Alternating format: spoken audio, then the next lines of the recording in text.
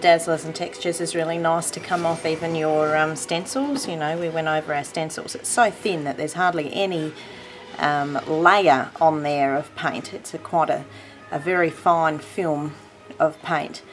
And all I did was set it in the sink with a little bit of warm soapy water, and it just brushed right off, even with just my fingers, and it just comes right off.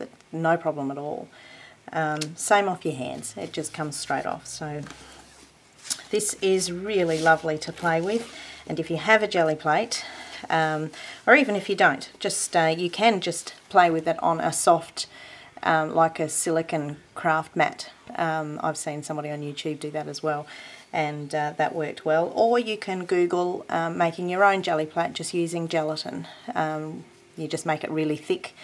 If you go back into some of the posts that I've made, I researched that a little bit, and I wrote about it in one of the posts. So yeah, okay, well I will show you actually what I did with the last lot I did of these.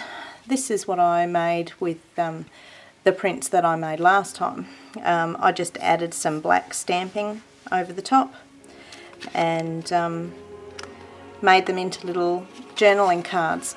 Added some journaling little circles and elements there, and I can put them straight into my project life. Oops.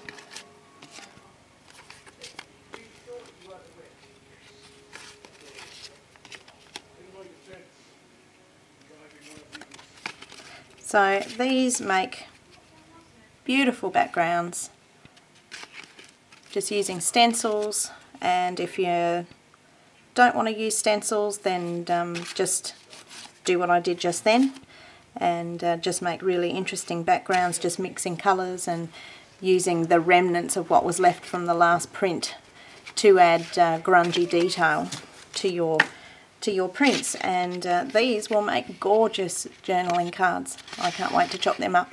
They're still a bit tacky because the paints take a little while to dry, which is probably why they work so beautifully on the Geli Plate. So, oh, it's so exciting. I just love it.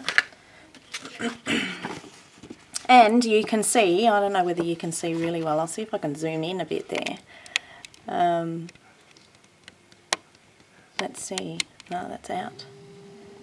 You can see the texture that the textures leave on there, and it's not as much as the grittiness that's in the paint, because the gritty bits tend to stick to the brayer.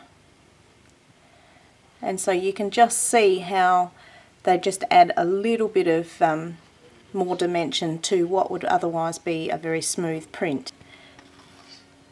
That's Texturez as well. So that's the gritty paint, and you can see it's just a little bit on there, and you could see it cleared off the Geli Plate really nicely at the end when I cleaned the Geli Plate.